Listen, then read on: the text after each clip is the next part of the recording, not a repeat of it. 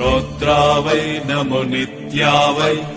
गौर्ये धात्रे नमो नमः ज्योत्स्नावै चन्दुरूपिणै सुखावै सततं नमः कल्याणै प्रणतावृद्धै सिद्धै कुर्मो नमो नमः नैऋत्ये भूभृतं लक्ष्मै सर्वाणै ते नमो नमः दुर्गा वै दुर्गपरा वै सर्वै सर्वकारिण्यै